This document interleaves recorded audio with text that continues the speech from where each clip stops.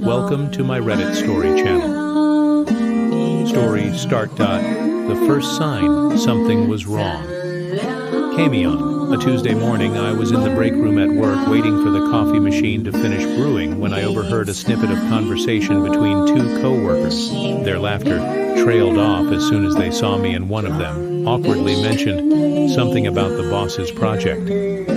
I didn't think much of it at the time. People gossip all the time, and not everything is worth worrying over, but there was something about the way they glanced at each other, the way their voices dipped into hushed tones as soon as I stepped into the room that left me. Unsettled, I brushed it off and went about my day meetings, emails, reports. By the time I got home that evening, I'd almost forgotten about the strange exchange.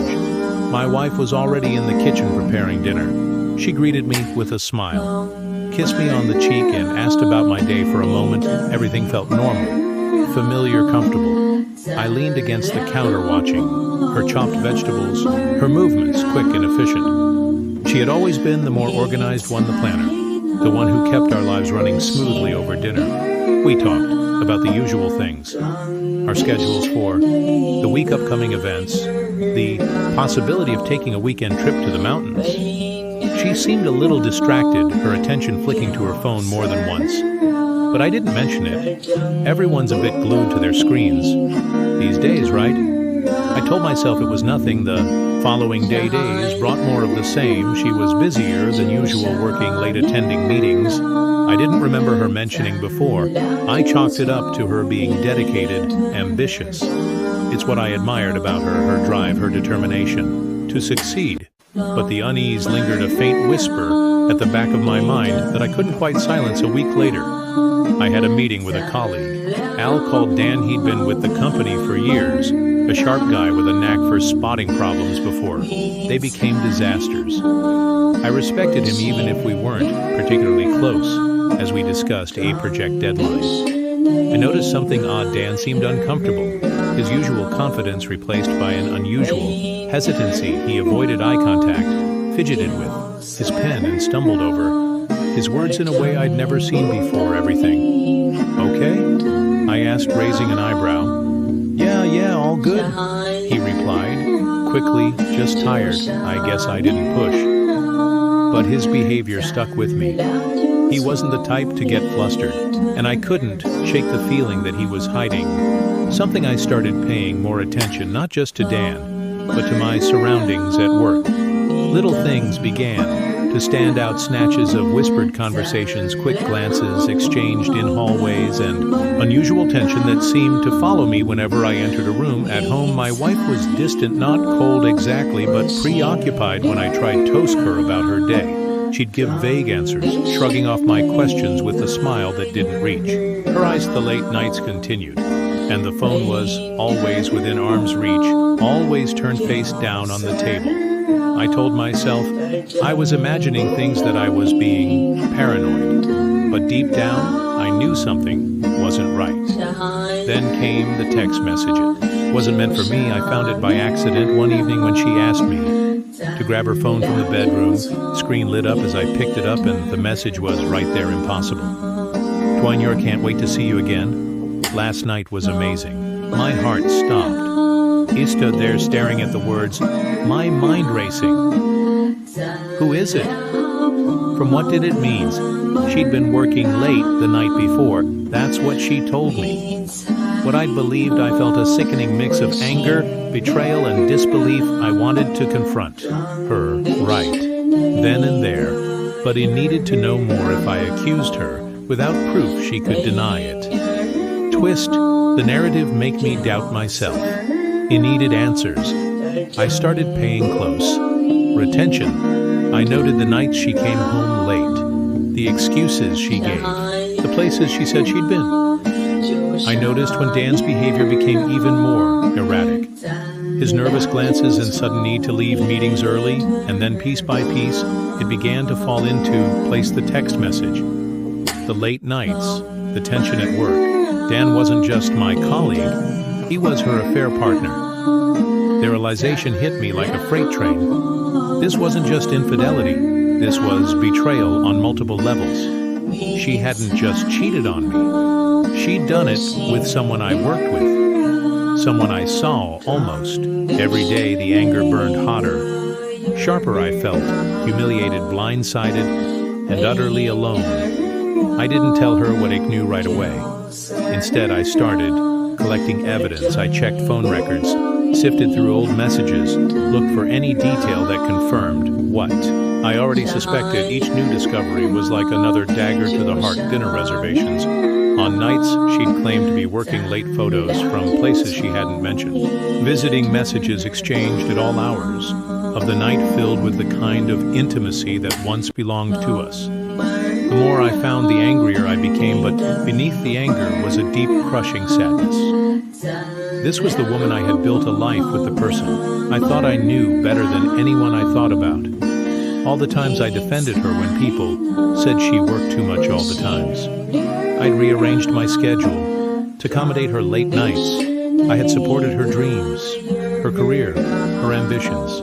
And this was how she repaid me any night, as she sat across from me at the dinner table, scrolling through her phone while barely touching her food. Finally broke the silence. "How's Dan?" I asked, my voice calm. She froze her fork halfway to her mouth. "What do? You mean you've been spending a lot of time with him, haven't you?" I kept my tone even though my chest felt like it was on fire. She set her fork down, her expression carefully neutral. "H.E.K., just a coworker. Why are you asking about him?" "Because I know," I said, simply. "I know everything." Here. He is widened, panic flashing across her face. "I don't know what you're talking about." "I found the messages," I said, pulling out my phone and opening the screenshots I had saved. I slid it across the table. "These, the reservations, the photos. Don't tell me you don't know what I'm talking about." She stared at the screen, her face pale, her hands trembling. "I can explain," she whispered. "It's not what it looks like." "Then what is it?" asked my voice sharp, because from where I'm sitting it looks like you've been lying to me for months. It looks like you've been sneaking around behind my back with someone I trusted. She opened her mouth, then closed it again. Tears filled her eyes, but I didn't feel the urge to comfort her. I never meant to hurt you, she said finally. It just happened. Things like this don't just happen, I said, my voice rising. You made a choice. You lied to me. You betrayed me.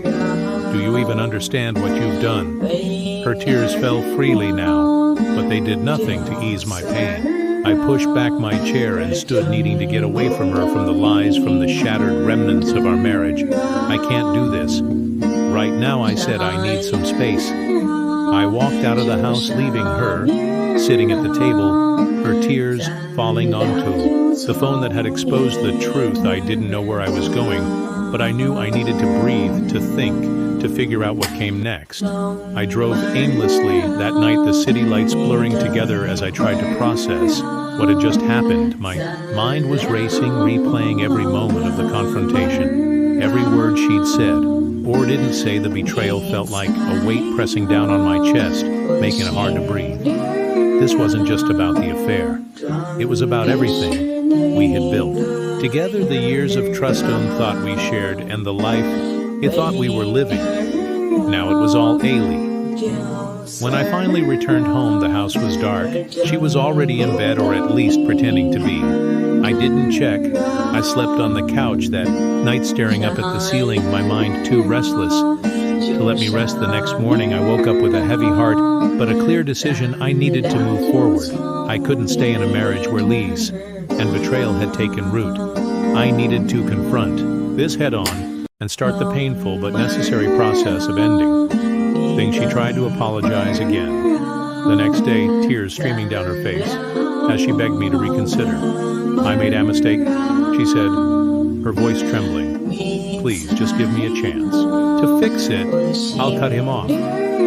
I'll do whatever it takes. But I couldn't unsee the messages, couldn't undo the months of deceit. Her promises felt hollow like patching a broken dam with tape. I can't trust you anymore, I said quietly, and without trust, there's nothing left. I'm filing for divorce. The words hung in the air, between us heavy and final, she sobbed, trying to change my mind, but I stood firm. I had spent too long trying to make sense of her actions, too long letting her excuses cloud the truth. This was the only way forward.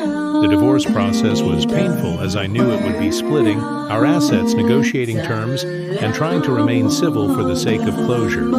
Took a toll. Her affair partner Dan stayed in the background, never contacting me, never making any attempt to explain or apologize. I wasn't sure if that made it easier or harder, but it stopped focusing on him. My energy was better spent rebuilding my life. I leaned on my friends and family during that time, something I hadn't done enough. In the past, they reminded me of who I was before all of this, strong, kind, determined. I started picking up old hobbies, going to the gym, and rediscovering the small joys I had neglected.